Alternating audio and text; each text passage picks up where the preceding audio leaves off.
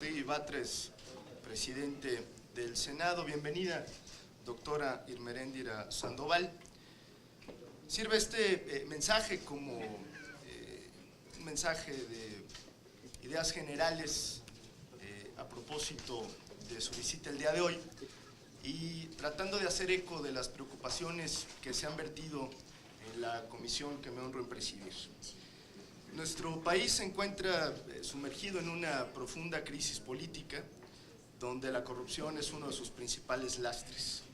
Y si bien las pasadas elecciones marcaron un rechazo hacia ciertos gobiernos, ciertos partidos y hasta la clase política en general, la crisis de credibilidad de nuestras instituciones pues se mantiene y el problema de la corrupción, los conflictos de interés o la opacidad en la función pública están todavía muy lejos de ser erradicados.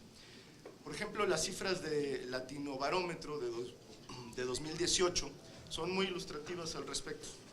Apenas el 38% de los mexicanos apoya la democracia, lo que nos convierte en un país con los índices más bajos de la región, tan solo por arriba de Guatemala, El Salvador, Honduras y Brasil.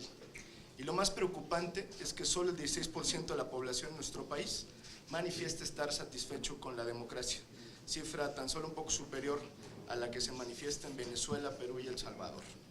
De acuerdo con este índice, el segundo problema que más preocupa a las y los mexicanos es justamente la corrupción, abajo de la inseguridad, por supuesto. La corrupción es un problema cotidiano que enfrenta a las y los mexicanos y que afecta seriamente al país, que impide consolidar instituciones eficientes, que impide alcanzar la paz y la seguridad y que nos cuesta todos los días a los mexicanos. Por ejemplo, de acuerdo con la Encuesta Nacional de Calidad de Impacto Gubernamental en 2017, el costo de la corrupción, tan solo en trámites y contactos con las autoridades, superó los 7,000 millones de pesos, lo que equivale a 2,273 pesos en promedio por persona afectada. Esto sin contar los costos de la corrupción en otras esferas gubernamentales, como por ejemplo los procesos de adquisiciones o de asignación de obras públicas. Frente a este enorme reto, todas las instituciones públicas tienen una responsabilidad que cumplir y la Secretaría de la Función Pública es pues un pilar fundamental para enfrentar y revertir esta crisis que afecta a todos los mexicanos. De ese tamaño es la responsabilidad que hoy tiene a cuestas la Secretaría que usted encabeza. Hoy para el gobierno entrante el combate a la corrupción debe dejar de ser un discurso de campaña y convertirse en una verdadera política de Estado que tenga como principal objetivo, obviamente, acabar con la impunidad. El gobierno anterior dejó un mal sabor de boca y además un ejemplo de muchas cosas que no deben volver a suceder. No puede seguir pasando que la Secretaría de la Función Pública o la Fiscalía General estén al servicio del presidente en turno. No pueden seguir siendo utilizadas para simular investigaciones o para que siga imperando un clima de inseguridad, de simulación e impunidad en torno a la corrupción. Afortunadamente, hoy tenemos dos cosas fundamentales para enfrentar esta crisis. Lo digo con absoluta responsabilidad.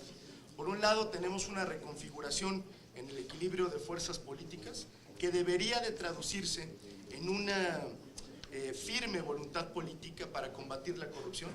Y por otro lado, contamos con un nuevo andamiaje institucional para enfrentar este problema, es decir, el naciente Sistema Nacional Anticorrupción, que debería de ser fortalecido y empoderado como una de las tareas del Estado mexicano. Por eso esta reunión de trabajo es relevante.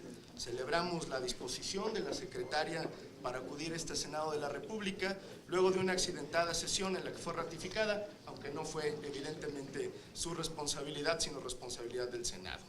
Hoy los mexicanos quieren conocer las acciones concretas que este gobierno va a realizar para combatir la corrupción, porque este problema no se resolverá, hay que decirlo, únicamente con buena voluntad o con recetas mágicas. Requerimos acciones serias, integrales, que atiendan la raíz del problema, pero también que se acabe con la impunidad.